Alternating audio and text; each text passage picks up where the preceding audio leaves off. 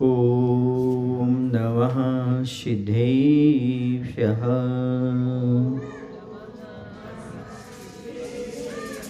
ॐ नमः सिद्धेभ्यः।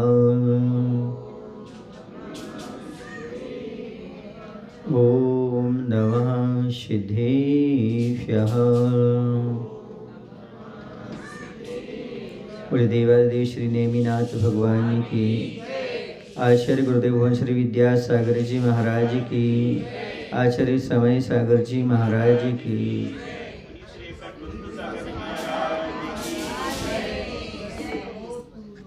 कल हमने देखा था नरक गति का प्रकरण चल रहा था।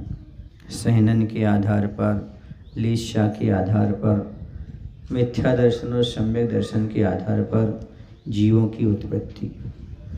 अब देखेंगे त्रियंच गति में। त्रियंच गति से मरकर जीवों का सहनन के आधार पर चारों गतियों में जाना, और त्रियंच गति में मरकर सहनन के आधार पर चारों गतियों में आना। तो नरक व देव गति में छहों सहनन वाले त्रियंच पूर्वोक्त और आगमुक्त क्रम से जाते हैं। कैसे जाते हैं? तो नरक व देवगति में 16वें स्वर्ग तक। कहाँ तक लेना? हाँ, कहाँ तक जाएंगे वो? 16वें स्वर्ग तक।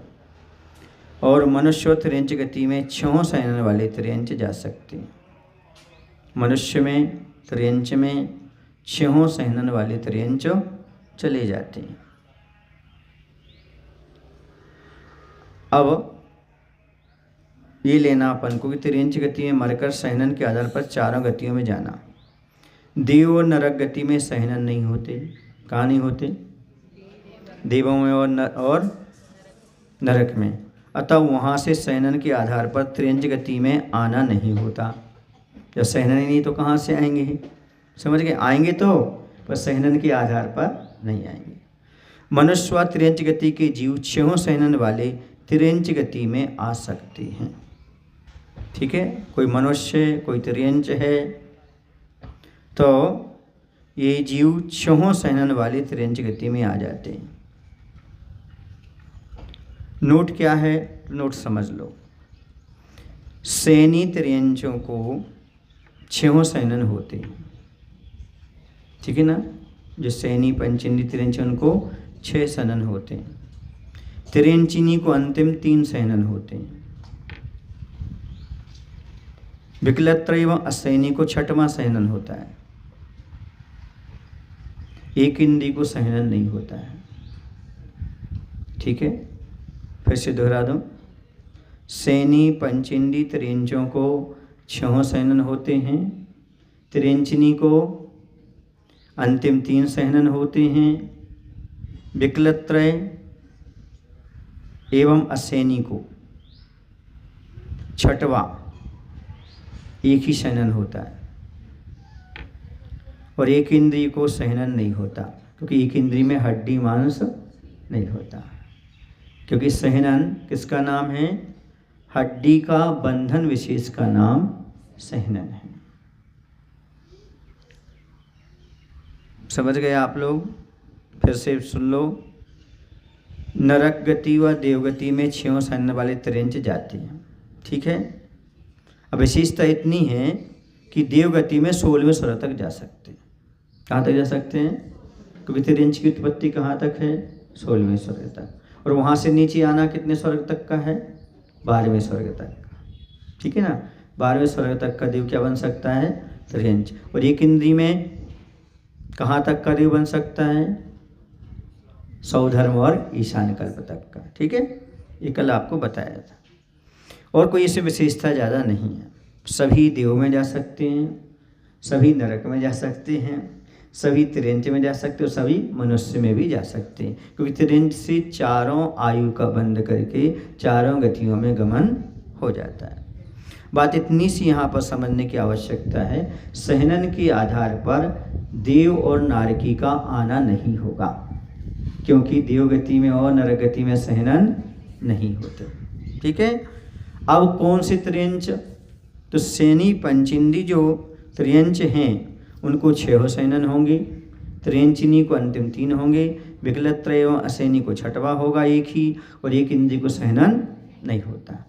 ये ठीक है ना, ये याद करने के लिए। सैनन किन के नहीं होता? देव के नहीं होता, नारकी के नहीं होता और एक इंद्री के नहीं होता। ठीक है, याद कर लेना। कहाँ नहीं होता सैनन? देव को नहीं होता, नारकी को नहीं होता और एक इंद्री को नहीं होता। ठीक है ना। विकलत्रय के और असेनी के कौन सा होता है? छठवा होता है। ठीक है। और त्रियंचनी को अंतिम 3 होता है, और सैनी त्रियंचों को 6 सैनन होते हैं। इतनी व्यवस्था। अब चलते अपन लेशा के आधार पर। किसके आधार पर? त्रियंच गति में से मरकर लेशा के आधार पर 4 गतियों में जाना। तो त्रियंच गति में लेशा के आधार पर 4 गतियों के जीवों का आना। तो कैसे होता है? तो सुन ली, आना जाना दोनों ले लेते अपन। तो नरक गति, नरक गति से गमन यथायोग्य 3 अशुभ लेशाएँ, और आगमन भी यथायोग्य 3 अशुभ लेशाएँ, जिनमें जैसी होती है, जैसे ऊपर अपन पढ़ के आए थे, कापोस से शुरू होती प्रथम नरक से और परम कृष्ण लेशा पर समाप्त हो जाती है। तो अपनी अपनी लेशा के अनुसार ऊपर से नीचे आएंगे। ठीक है। जिस सप्तम से आ रहा तो परम शुक्ल लेशा वाला आएगा, जैसे प्रथम से आ रहा है तो कापोत लेशा वाला आएगा। ठीक है ना। और यथायोग्य अशुभ लेशाओं में ही नरक जाते, नियम है। अशुभ लेशा के साथ ही नरक जाएंगे और अशुभ लेशा के साथ ही नीचे उतरेंगे। सबकी अपनी अपनी जो लेशा है वहाँ से उसको उसके आधार पर आ जाएंगे। ठीक है ना। मनुष्य में जो पहले बता चुके उसी प्रकार के लेशा के आधार पर वहाँ पर रहेंगे। ठीक है ना। शुभ लेशाएँ रहेंगी। क्या रहेंगी? हाँ, आते समय अशुभ लेशा रहेगी, है ना, और जाते समय अपने अनुसार जैसी जिनकी होगी यथायोग्य बन जाएंगी। अब देव पर्याय में गमन यथायोग्य शुभ लेशाएँ और आगमन भी शुभ लेशा। समझ गए? क्योंकि भवनत्रक देवों में भी पीत लेशा होती है। कौन सी होती है? पीतांत लेशा। समझ गए आप लोग कि नहीं? इसलिए शुभ लेशा के आधार पर जाना ना, देव पर्याय में शुभ लेशा के आधार पर आना। यहाँ पर विशेषता इतनी है कि सैनी त्रियंच को 6 लेशाएँ होंगी। किनको? पंच और असैनी पंचिंदी को पीत लेशा तक होगी। कितनी तक होगी? पीत लेशा तक। पद्म और शुक्ल लेशा असैनी को नहीं होती। असैनी पंचिंदी कितनी लेशा होगी? पीत तक। और एक इंद्री से 4 इंद्री तक की 3 अशुभ लेशाएँ होती हैं, और जो अंतर्मुहूर्त हैं परिवर्तनशील भी होती हैं। तो सैनी त्रियंच को 6 लेशाएँ, क्योंकि मन है सम्यक दर्शन आदि प्राप्त कर सकता है। असैनी पंचिंदी को पीत लेशा तक। ठीक है।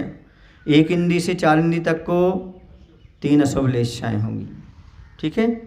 ये इनकी व्यवस्था है। समझ में आ गया? अब गमन त्रियंच गति से मर करके 4 गतियों में अब क्या मिथ्या दर्शन सम्यक दर्शन के आधार पर लेते हैं। किसके आधार पर? मिथ्या दर्शन और सम्यक दर्शन के आधार पर।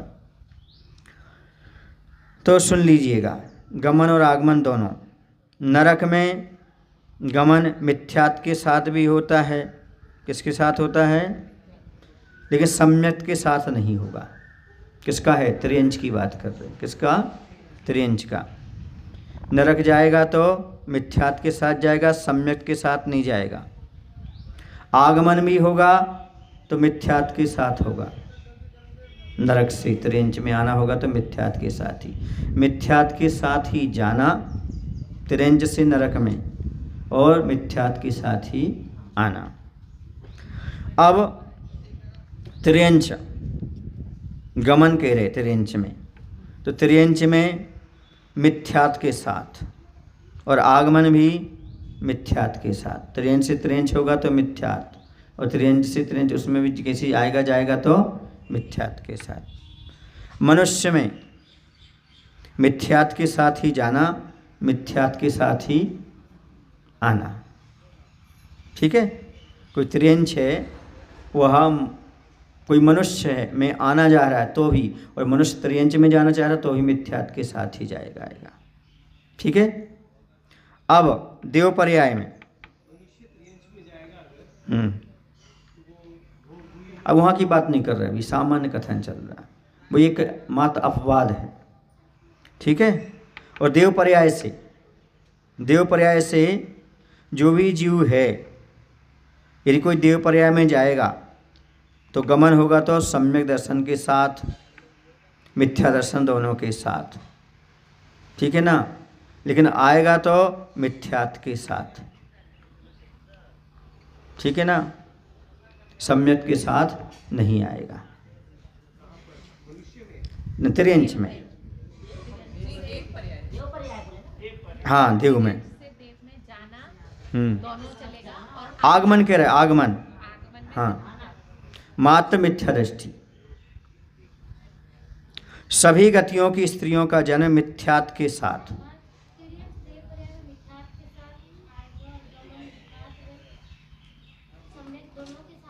कहाँ? देव पर्याय में गमन होना, माने देव पर्याय में जाएगा तो सम्यक दर्शन और मिथ्या दर्शन दोनों के आधार पर। लेकिन यदि वह त्रियंच में आएगा देव पर्याय से तो मिथ्यात् के साथ ही आएगा, सम्यक के साथ नहीं आएगा। सभी गतियों की स्त्रियों का जन्म मिथ्यात् के साथ होता है। सभी स्त्री पर्याय में जन्म होगा तो किसके साथ होगा? चाहे त्रियंचिक में, चाहे देव में, चाहे मनुष्य में, बस नारियों के तो एक ही होता है नपुंसक में। तो तीनों गतियों की स्त्रियों का जन्म होगा तो मिथ्यात् के साथ होगा। मरण दोनों के साथ हो सकता है, सम्यदर्शन के साथ भी मरण कर सकती है और मिथ्यात् के साथ भी मरण कर सकती है। लेकिन स्त्री पर्याय में जन्म होता है तो मिथ्यात् के साथ ही होता है। और पंचम काल में किसी का भी जन्म हुआ है तो मिथ्यात् के साथ ही हुआ है। ठीक है, आ गया इस समझ में? त्रियंच आयु का चारों गतियों में जाना तो होता है, इसे मात्र दो में लगा लिया अपन ने सहनन में। क्यों? क्योंकि देव और नारकी की सहनन नहीं होता, तो आना तो नहीं होता लेकिन जाना सहनन के आधार पर होता है। समझ गए? इसी प्रकार से यहाँ पर ले लेना आप लीस्या में। लीस्या में क्या लिया? यथा योग अशुभ लीस्याओं के साथ आना जाना, नरक, त्रियंच और मनुष्य में। लेकिन देव पर्याय में शुभ लीस्या के साथ यथायोग आना भी और जाना भी। अब यहाँ पर लिया सम्यक मिथ्या दर्शन के साथ, तो नरक में मिथ्या दृष्टि, आना जाना दोनों मिथ्या दृष्टि करेंगे। नरक से आना और नरक में जाना त्रियंच से दोनों। त्रियंच में दोनों मिथ्या दृष्टि, मनुष्य में दोनों मिथ्या दृष्टि। मात्र देव पर्याय में क्या रहेगा? सम्यक के साथ, मिथ्यात् के साथ। ठीक है ना? कहाँ? जाना। ठीक है ना? आना मिथ्यात् के साथ भी है, सम्यक के साथ आना नहीं है, क्योंकि सम्यक दृष्टि जीव नियम से मनुष्य बनेगा। यदि वहाँ से आ रहा है तो मिथ्यात् के साथ ही त्रियंच बनेगा देव से। ठीक है, चलिए ये कौन सी गति का हो गया? त्रियंच गति का हो गया। अब मनुष्य गति में चलते हैं। कहाँ पर चलें? मनुष्य गति में। तो मनुष्य गति से मरकर सहनन के आधार पर चारों गतियों में तो गमन और आगमन, तो मनुष्य गति में आना भी और जाना भी। अब सुनिएगा, छहों सहनन वाले आ सकते हैं और छहों सहनन वाले जा सकते हैं। मनुष्य से मनुष्य में आना जाना और मनुष्य त्रियंच में जाना, देव में जाना आदि आदि, ये सारा का सारा हो जाएगा, कोई बाधा नहीं। बस इतना ध्यान रखना, मनुष्य गति में पुरुष नपुंसक को छहों सहनन होते हैं। ठीक है? स्त्रियों को अंतिम 3 होते हैं, लेकिन भोग भूमि में प्रथम सहनन ही होता है। स्त्रियों की भोग भूमि में पहला सहनन, प्रथम सहनन होता है। लेकिन कोई मायना नहीं, क्योंकि वहाँ संयम ग्रहण नहीं कर सकते। हाँ, 6 सहनन, हाँ 6 होते हैं। स्त्रियों को 3, लेकिन भोगभूमि के जीवों को, भोगभूमि चाहे स्त्री हो चाहे पुरुष हो चाहे त्रियंच हो, सबको प्रथम सहनन ही होता है। ये मुनि महाराज को दान देने से दीर्घ सहनन की प्राप्ति होती है। समझ गए? शक्ति, चाहे त्रियंच बनो चाहे मनुष्य बनो चाहे मनुष्य नहीं बनो, कुछ भी पर्याय हो, भोगभूमि में एक ही सहनन होता है। समझ गए? चलिए, अब मनुष्य गति से मरकर लेस्या के आधार पर तो गमन आगमन तो सीधी सी बात है। नरक में जो परिणति होगी वो कैसी होगी? यथायोग 3 अशुभ लेस्याओं से आना और अशुभ लेस्याओं से जाना। ठीक है? और इसके साथ देव पर्याय में यथायोग शुभ लेस्याओं के साथ,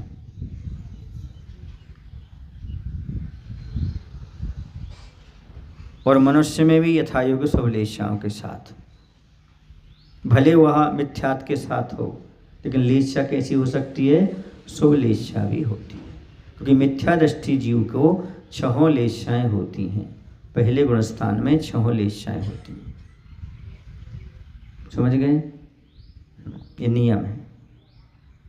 मिथ्या दृष्टि को भी क्या होती है? शुभ लेस्याएं भी होती हैं। मनुष्य गति में 6 लेस्याएं अनवस्थित रहती हैं। अनवस्थित समझते हो आप लोग? बदलती रहती हैं। क्या रहती हैं? बदलती रहती। कभी शुक्ल लेस्या है तो कभी पद्म हो जाए, कभी कृष्ण हो जाए, ऐसा। जबकि नारकियों के और देवों के कभी भी लेस्या का कोई परिवर्तन नहीं होता।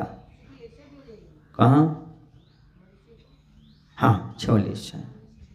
मिथ्या दृष्टि को भी 6 लेस्याएं, कोई बाधा नहीं। अब मनुष्य गति से मर करके मिथ्यात्व और सम्यक्त के आधार पर कैसा रहेगा? तो यदि कोई पूर्व बद्धायुष्क है तो प्रथम नरक तक। कहाँ तक? प्रथम नरक तक। मिथ्या दृष्टि तो जाता ही है, लेकिन कोई पूर्वदस्त सम्यक दृष्टि है तो मनुष्य देव पर्याय में जाएगा, तो नरक बन जाएगा, तो प्रथम नरक तक। ठीक है ना? और आगमन तो नरक से नियम से क्या होगा? मिथ्या दृष्टि, मिथ्या दृष्टि। ठीक है?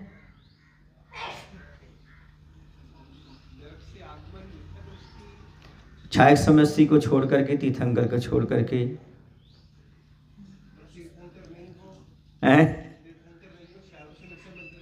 हाँ लेके आ सकता है।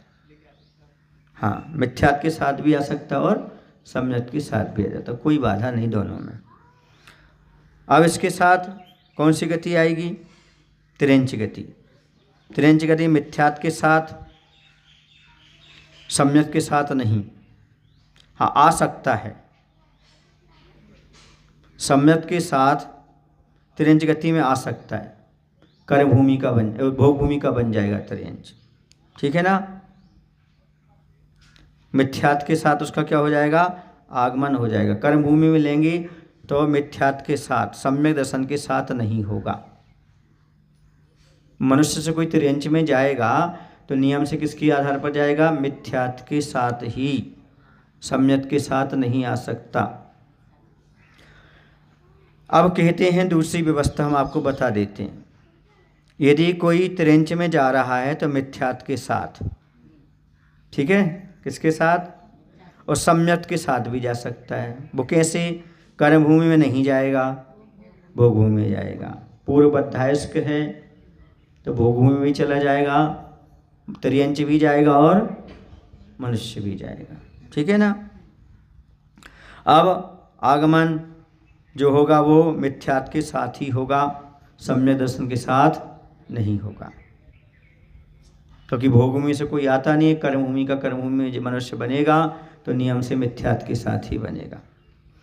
अब कहाँ पर? देवगति में मिथ्यात्व के साथ और सम्यक के साथ, दोनों के साथ हो जाएगा। सम्यक दृष्टि भी देव जाते हैं और मिथ्या दृष्टि मनुष्य भी देव जाते हैं। ठीक है ना? आगमन भी दोनों के साथ होगा, मिथ्यात्व के साथ भी और सम्यक के साथ भी। मनुष्य दोनों के साथ देव पर्याय को प्राप्त हो सकता है, और देव मनुष्य में आएगा तो दोनों के साथ आ सकता है। ठीक है, कहाँ से? देव पर्याय से, दोनों से जाना और दोनों से आना। सम्यक दृष्टि भी जाती है और मिथ्या दृष्टि भी जाती है। सम्यक दृष्टि भी वहाँ से आकर के मनुष्य बनती है और मिथ्या दृष्टि भी आकर के यहाँ पर मनुष्य बनती है। ठीक है, ये किसके आधार पर हो गया? सम्यक और मिथ्यात्व के आधार। कौन सी गति में? देव गति में नहीं, मनुष्य गति का लगा रहे अपन। देव में जाना और मनुष्य में आना दोनों प्रकार का हो जाता है। ठीक है ना। अब जैसे कोई यहाँ मनुष्य बनेगा तो मिथ्यात्व के साथ ही जाएगा। किसके साथ जाएगा? हाँ। अब सम्यक दर्शन वो लेके जा सकता है, वो भी भोग भूमि में। जिस जीव ने पहले मनुष्य आयु और त्रियंच आयु बांध ली हो, उसके बाद उसने छायक संवसन प्राप्त किया हो, तो उसको एक व्यवस्था मिल जाती है, कर्म भूमि का मनुष्य त्रियंच ना बन करके भोग भूमि का त्रियंच और मनुष्य बन जाया करता है। इतनी फैसिलिटी मिल जाती है, समझ गए। लेकिन उसे सप्लीमेंट्री मानते हैं। क्यों मानते हैं? क्योंकि दान के प्रभाव से उसे ऊपर जाना था। कहाँ जाना था?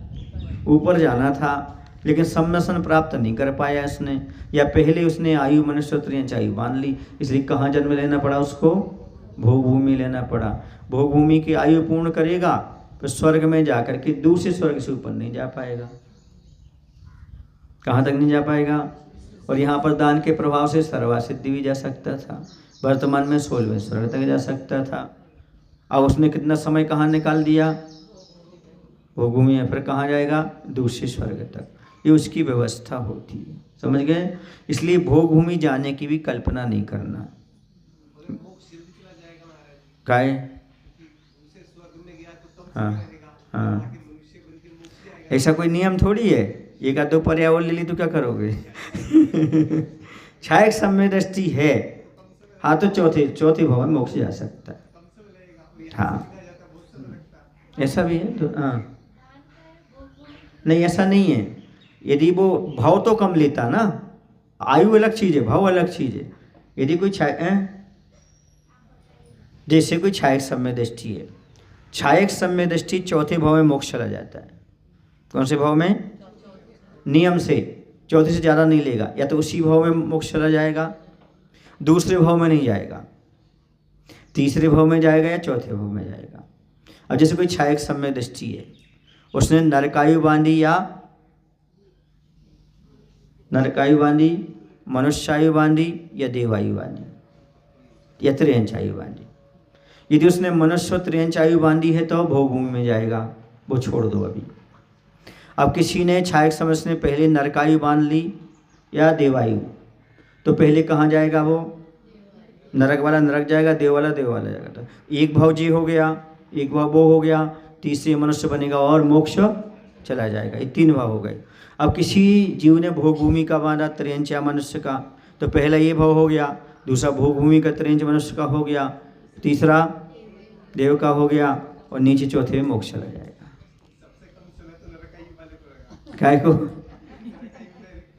काय को मनुष्य वाला सीधा मोक्ष चला जाए ना, काय को यहाँ भटके। सबसे अच्छा तो ये कि मनुष्य में छायक समझ प्राप्त करके उसी भाव से मोक्ष जाए ना। काय को आयु बांधे त्रियंच और देव की और नारकी की, क्योंकि वो बांधेगा तीसरा भाव लेना पड़ेगा, दूसरे भाव का कालम नहीं है। क्यों नहीं है? क्योंकि मनुष्य आयु बांधेगा तो भोग भूमि में जाएगा, वहाँ से मुक्ति है नहीं है। देव में जाएगा तो तीसरे भाव लगेगा, नरक में जाएगा तीसरा भाव लगेगा। हाँ, अभी का मनुष्य यदि मुनि बनेगा तो तीसरे भाव में मोक्ष जा सकता है, क्योंकि मुनि महाराज लोकांतिक देव बन सकते हैं। क्या बन सकते हैं?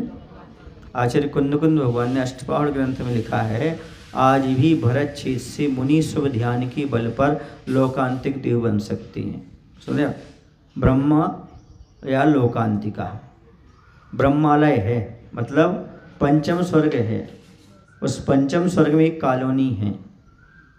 जैसे एग्जाम्पल दूं, पूना पंचम स्वर्ग हो गया, उसमें सुसगांव एक कॉलोनी हो गई।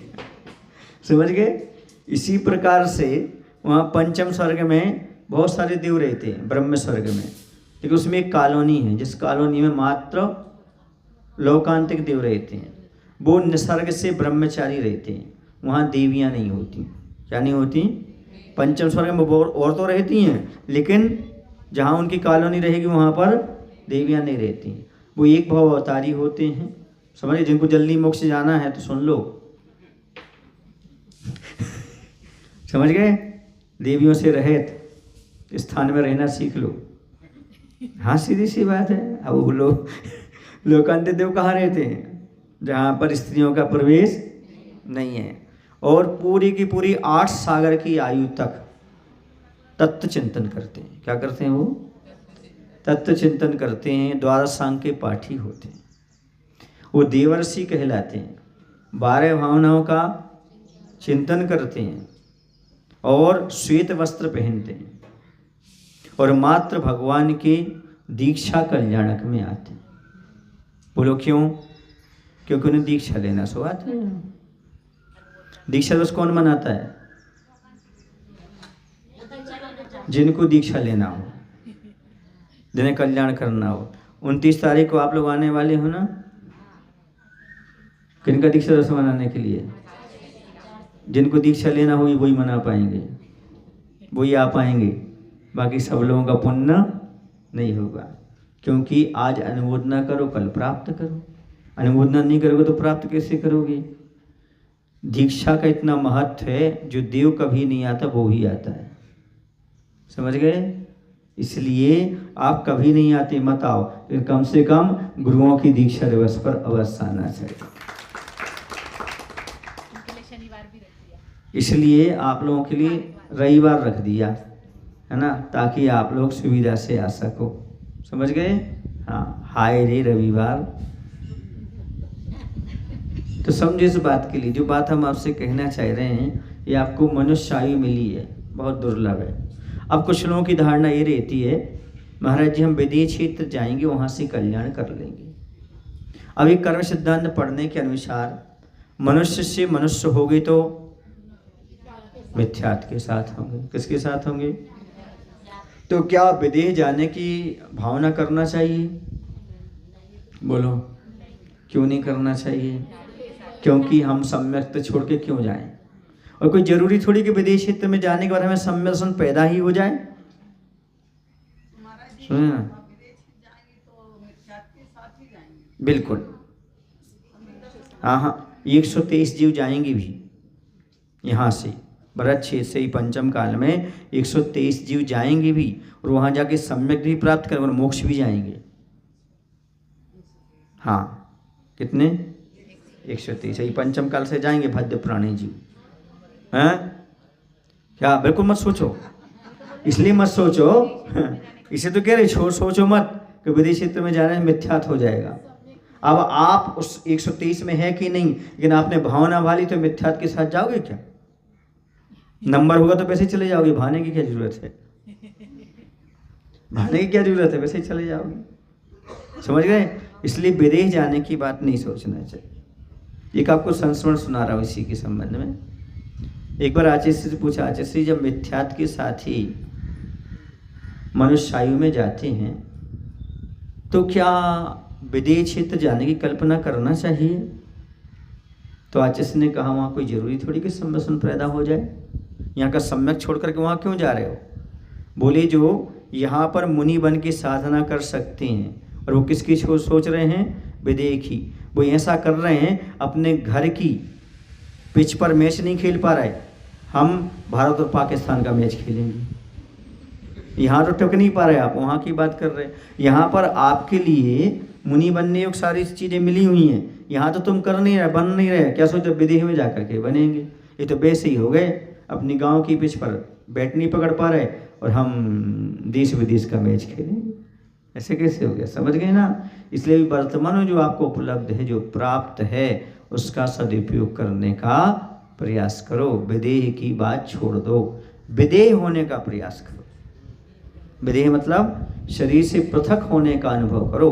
ये मनुष्य पर्याय है, शरीर अलग है और आत्मा अलग, इस प्रकार का विचार करने का प्रयास करो, चिंतन करो। यही भेद विज्ञान है, यही सम्यक दर्शन है कि पर पदार्थों से भिन्न आत्म तत्व की प्रतीति करना।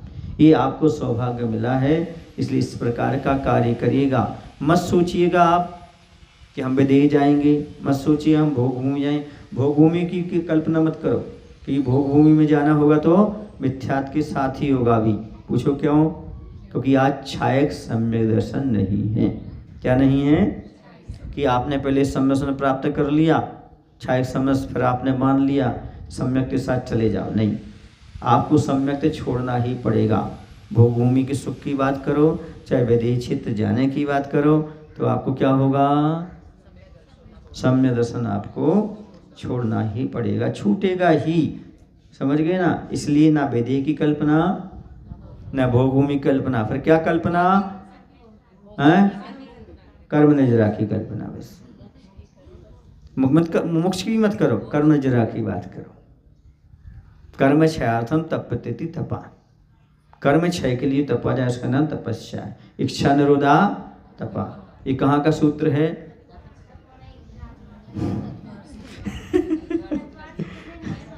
इच्छा निरोधा तपा, ये कहाँ का सूत्र है? तत्व सूत्र का नहीं है, ठीक है ना? वैसे तो ये अन्य ग्रंथ का है।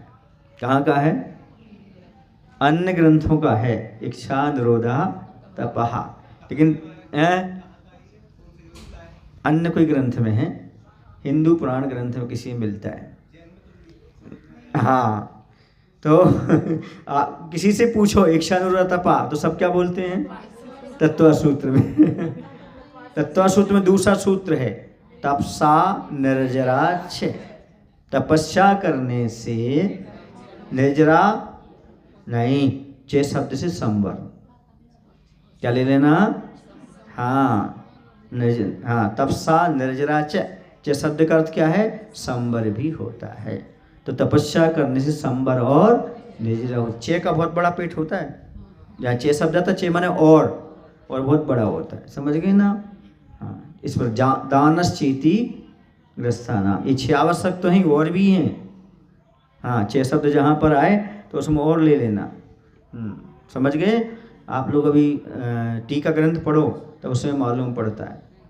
इति शब्द में भी बहुत सारा आ जाता है, जैसे उसमें आता है ना, भूत व्रत अनुकंपा दान सराग संयमादि हैं, शांति शौच मिति, शौचम इति में और निकलता है देव पूजा। सुन रहे ना? बहुत सारी भगवान की भक्ति, ये सारी आती है 7 आपके वेदनीति में। इसलिए सब कार्य करना चाहिए, लेकिन किसकी कल्पना नहीं करना? विदेशित जाने की और भोग भूमि की कल्पना नहीं करना, क्योंकि यदि वहाँ पर जाना होगा तो किसके साथ होगा? मिथ्यात्व के साथ। एक बार प्रकरण निकला सौधर्मिंद और सची का।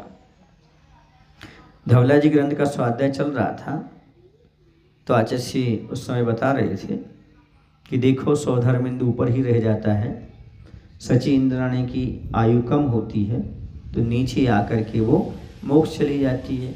उसके जीवन काल में बहुत सारी सची इंद्राणी आकर के क्या होती हैं?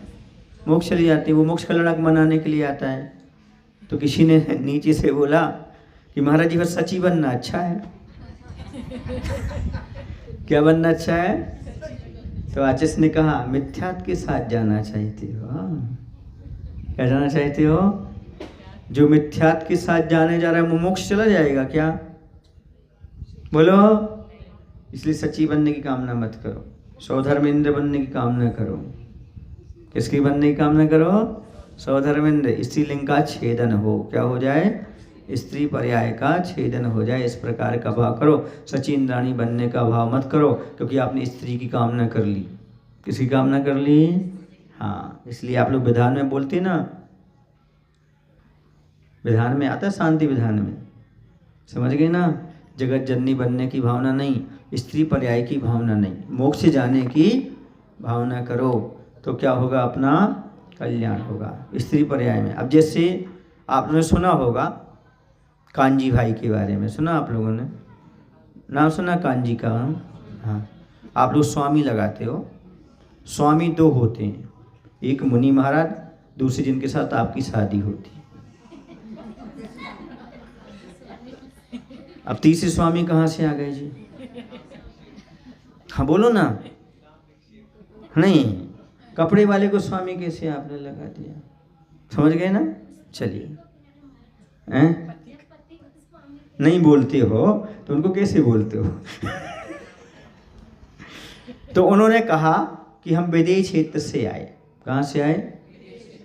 तो प्रश्न ये था, आप श्रीमंदर स्वामी के समूषण में थे, सम्यक दर्शन के साथ थे, आपको क्या जरूरत थी समूषण छोड़ करके यहाँ आने की और पंचम काल में वो भी मिथ्या दृष्टि बनने की? ये तो कोई तत्वज्ञानी का लक्षण नहीं बनता। तत्वज्ञानी क्यों चाहेगा कि मैं मिथ्यात्व के साथ जाऊं और वहां पर ये करूं वो करूं? हैं बोलो। और तुम्हें यहाँ आकर के ये भी ज्ञात हो गया कि हाँ वहाँ मैं था, सम्यक दृष्टि था, ऐसा था, और यहाँ आकर के फिर मैं ये कर रहा हूँ। सुन रहे? ये सारी बातें जो है ना निराधार है। ऐसी हैं क्योंकि तत्वज्ञानी कभी मिथ्यात्व में आने की भाव नहीं करता, हमेशा सम्यक को प्राप्त करने की भाव करता है। ये भगवान मेरा सम्यक हमेशा बना रहे। मैं नरकों में भी रहना, नरकोपि वासा, कुलभद्राचार्य कहते हैं मुझे नरकों में रहना भी पसंद है। किसके साथ? सम्यक के साथ। और देवीवती, देवों की राज्य भी मुझे मिथ्यात्व के साथ नहीं चाहिए। समझ आ रहा है आपको? तो ऐसी कुछ आगम सम्मत बातें हैं जिन्हें आप स्वाध्याय करोगे तो बहुत सी बातें आपको स्वयं समझ में आ जाएंगी। कौन आगम विरुद्ध कह रहा है, कौन आगम सम्मत कह रहा है, उसके आधार पर। इसलिए स्वाध्याय होना बहुत जरूरी है। अब आगे देवगति और भोगभूमि का प्रकरण होगा, आगे देखेंगे।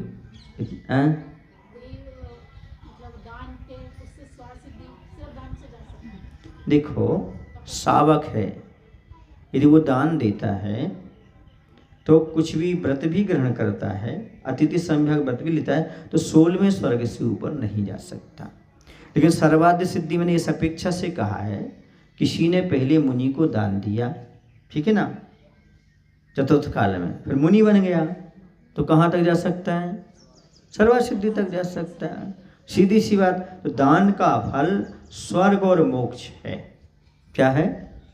भोग भूमि नहीं है, वो तो सप्लीमेंट्री है। किसी ने मिथ्यात्व के साथ दान दिया है तो भोग भूमि का सुख मिल गया। किसका सुख मिल गया? या पहले उसने मनुष्य आयु त्रियंच आयु बांध ली है, बाद में दान दिया है, सो कहाँ चला जाएगा वो? भोग भूमि में। समझ गए ना? ऐसी व्यवस्था है। जैसे कोई त्रियंच है, त्रियंच भी अनुमोदना कर ले दान की तो वह भी कहाँ के सुख प्राप्त कर लेता है? भोग भूमि। और भोग भूमि से स्वर्ग मिलता है सीधा का सीधा। समझ गए? सीधी सी बात है, दान देने से भोग मिलते हैं। यदि सम्यक हो गया और योग लगा लिया तो मोक्ष भी मिल जाता है, वरना भोग तो मिलने वाले हैं ही। भोगो भोग दानम, है ना? प्रणतेर उच्चेर गोत्तम, उच्चेर प्रणतेर गोत्तम। आपने प्रणाम किया महाराज को, नमस्तु किया, उच्च गोत्र का तत्काल बंद हो गया। नमस्कार मात्र करने से पुण्य प्रकृति कौन सी? उच्च गोत्र। दान देने से भोगो भोग, पूजा करने से ख्याति यश, उपासना करने से कीर्ति सब फैलती, भक्ति सुंदर रूप में भक्ति करने से सुंदर रूप की प्राप्ति। सीधी सी बात, महाराज के पास कछु भी करो अच्छे मामले में, निंदा नहीं, तो आपको पुण्य ही मिल रहा है, कुछ भी गड़बड़ होने वाली। तो कल से निंदा करो, महाराज ने कहती कुछ भी करो, हाँ, लेकिन करो तो कमठ जैसे करो, 10 भाव तक करो। कब तक करो? नहीं, बाद में सम्यक दर्शन मिल गया उसको बाद में सम्यक दर्शन मिल गया ना उसको। किसको? कमठ को भी। कर रहे ना? करो तो जम के करो, दुश्मनी करो तो जम के करो, और दोस्ती करो तो जम के करो। इससे अच्छी बात यह है, दुश्मनी मत करो, 10 भाव तक मत सड़ो, उसी भाव में दोस्ती करके अपना कल्याण कर लो, इसमें फायदा है। समझ गए? चलो, महावीर भगवान की जय। आचार्य गुरुदेव श्री विद्यासागर जी महाराज की जय।